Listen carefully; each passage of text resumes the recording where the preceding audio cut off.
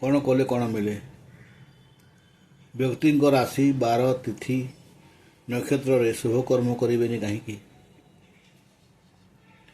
ମେଷ ରାଶି ବ୍ୟକ୍ତିଙ୍କ ଘାତ ବାର ରବିବାର, ଘାତ ତିଥି ଷଷ୍ଠୀ, ଘାତ ନକ୍ଷତ୍ର ମଘା। ଏହି ଯୋଗରେ କୌଣସି ମାଙ୍ଗଳିକ କାର୍ଯ୍ୟ କରିବ ନାହିଁ। ବୃଷ ରାଶି ବ୍ୟକ୍ତିଙ୍କ ଘାତ ବାର ଶନିବାର, ଘାତ ତିଥି ଚତୁର୍ଥୀ, ଘାତ ନକ୍ଷତ୍ର ହସ୍ତା। ଏହି ଯୋଗ ମାଙ୍ଗଳିକ କାର୍ଯ୍ୟ କରି କ୍ଷତି ଘଟେ। ମିଥୁନ ରାଶି ବ୍ୟକ୍ତିଙ୍କ ଘାତ ବାର ସୋମବାର, ଘାତ ତିଥି ଅଷ୍ଟମୀ, ଘାତ ନକ୍ଷତ୍ର ସ୍ୱାତି। ଏହି ଯୋଗରେ କୌଣସି ଶୁଭାଦି କର୍ମ କରିଲେ କ୍ଷତି ଘଟେ। କର୍କଟ ରାଶି ବ୍ୟକ୍ତିଙ୍କ ଘାତ ବାର ବୁଧବାର, ଘାତ ତିଥି ଷଷ୍ଠୀ, ଘାତ ନକ୍ଷତ୍ର ଅନୁରାଧା। ଏହି ଯୋଗରେ ଶୁଭାଦି କାର୍ଯ୍ୟ ଅଶୁଭ ଅଟେ। ସିଂହ ରାଶି ବ୍ୟକ୍ତିଙ୍କ ଘାତ ବାର ଶନିବାର, ଘାତ ତିଥି ନବମୀ, ଘାତ ନକ୍ଷତ୍ର ମୂଳା।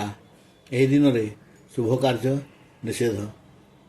କନ୍ୟା ରାଶି ବ୍ୟକ୍ତିଙ୍କ ଘାତ ବାର ଶନିବାର, ଘାତ ତିଥି ଅଷ୍ଟମୀ, ଘାତ ନକ୍ଷତ୍ର ଶ୍ରବଣା। ଏହି ଦିନରେ କୌଣସି ଶୁଭ କାର୍ଯ୍ୟ କଲେ କ୍ଷତି ଘଟେ। ତୁଳା ରାଶି ବ୍ୟକ୍ତିଙ୍କ ଘାତ ବାର ଗୁରୁବାର, ଘାତ ତିଥି ଦ୍ୱାଦଶୀ, ଘାତ ନକ୍ଷତ୍ର ଶତଭିଷା। ଏହି ଯୋଗରେ କୌଣସି ମାଙ୍ଗଳିକ କାର୍ଯ୍ୟ ନିଷେଧ।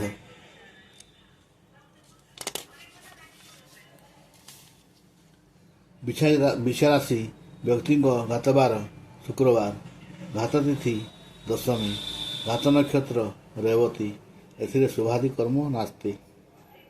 ଧନୁରାଶି ବ୍ୟକ୍ତିଙ୍କ ଘାତ ବାର ଶୁକ୍ରବାର, ଘାତ ତିଥି ଦ୍ୱିତୀୟା, ଘାତ ନକ୍ଷତ୍ର ଦ୍ୱିଜା।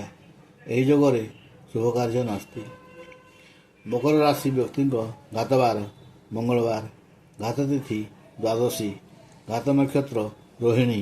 ଏଥିରେ ଶୁଭ କାର୍ଯ୍ୟ ନିଷେଧ। କୁମ୍ଭ ରାଶି ବ୍ୟକ୍ତିଙ୍କ ଘାତ ବାର ଗୁରୁବାର, ଘାତ ତିଥି ଚତୁର୍ଥୀ, ଘାତ ନକ୍ଷତ୍ର ଆରଦ୍ରା।